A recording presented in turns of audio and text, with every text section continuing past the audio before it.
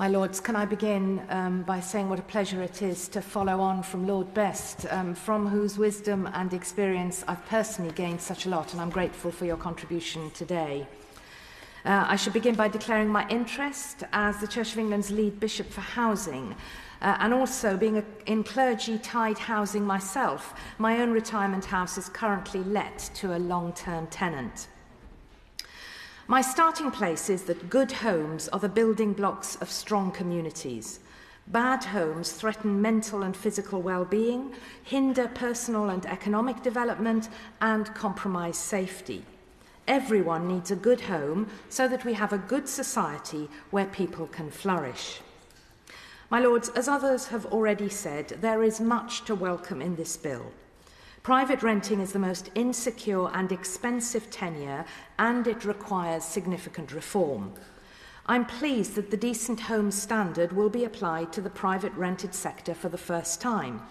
I'm also pleased that the government has tabled amendments to prohibit landlords and letting agencies from discriminating against families with children and people in receipt of benefits, and I'll be seeking more details on how this will work in practice. My Lords, I have 3 children, all of whom are young adults. Without a significant shake-up of the entire housing market, it's likely that they will struggle ever to buy their own properties. With more than 11 million people renting privately, they are not alone, and young people face particular difficulties switching to home ownership or social rent. With some notable exceptions, young people are not particularly well represented in either house, which might be one reason that this bill has taken so long to reach us, and I'm determined to speak up for them as this bill progresses. Those 11 million, including my 3 children, know how important it is to improve the private rented sector. The old phrase that we are a nation of homeowners is now an outdated one. We are a nation in which many people are in the private rented sector for long periods, if not permanently. So there is much to commend in the bill. However, I am concerned that the bill has lost some of its most important measures during its passage through Parliament so far. As currently drafted, the bill will not provide a significantly better private rented sector. The most well-publicised reversal is the delay in abolishing Section 21 evictions, and I add my voice to the calls of other peers that the government set out a series of tests for the courts or a timeline for abolition.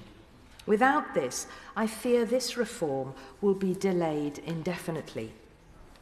This bill provides us with an opportunity to make significant reforms to one tenure, but the private rented sector only houses around 20% of the population. We need to think bigger to fix our housing crisis. Nothing short of a long-term strategy which considers all tenures as interconnected parts of a whole system will do. A few weeks ago, I was pleased to launch a report from Homes for All, which set out a vision for England's housing system and the need for a long-term strategy, and I'm grateful to the Noble Lord the Minister for being there. I commend the report and its ambitious proposals to all Noble Lords who have an interest in fixing the UK's housing crisis, and I'm grateful to those noble lords who have supported it, including the late and much mourned Lord Stunnell.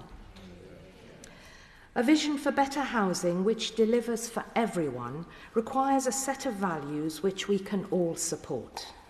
The Archbishop's Commission on Housing, Church and Community set out 5 values which should underpin good housing. Housing, it says, should always be safe, secure, sociable, sustainable and satisfying. As it stands, the private rented sector is often unsafe, unsecure, unsociable, unsustainable and unsatisfying, and it is frequently the most expensive tenure for tenants. I'll be assessing the quality of this bill against the 5 values outlined by the Commission. Achieving these 5 goals may require a certain amount of sacrifice. To reverse pervasive issues of low quality and high costs, A new balance must be struck between the needs of landlords and renters. This might involve some sacrifices if we're to reform the tenure meaningfully. The needs of landlords and renters are often presented as being in opposition. But in reality, the vast majority of landlords demonstrate a duty of care in line with legal obligations, and the vast majority of tenants treat their homes with respect. We need both groups to come together to make this tenure work. To turn to specifics, a sense of security is vital for renters.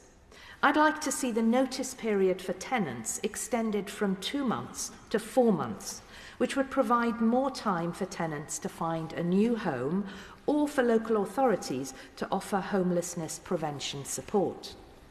At the other end of the tenancy, there are questions to ask about the newly introduced 6-month tenancy commitment for renters. If the government won't commit to removing it altogether, will they set out the extenuating circumstances which would allow tenants to serve notice earlier, for example, the death of a resident or a serious hazard in the property? Judges should have more discretion to consider extenuating circumstances when assessing Section 8 evictions. Repeated non-payment of rent can be for a huge number of different reasons, some of which won't persist beyond just a few months. Judges should be able to use their discretion about whether they issue an eviction notice on those grounds or not. We also know, and we've heard already, that domestic abuse is often misreported as antisocial behaviour. Given these sensitivities, why has the threshold for a Section 8 eviction been lowered to, and I quote, capable of causing a nuisance? This framing is extremely broad and will inevitably capture behaviours which should not count as antisocial behaviour. There's one other issue that I'd like to raise, which affects providers of retirement housing for clergy, including the Church of England's Pensions Board. I should declare that I'm part of the Church of England's pension scheme, but unlikely to turn to them for housing in retirement. Many members of the clergy, however, do enter retirement without owning a home. It is then that pensions boards or similar schemes are able to step in to provide affordable and assured housing for them in later life.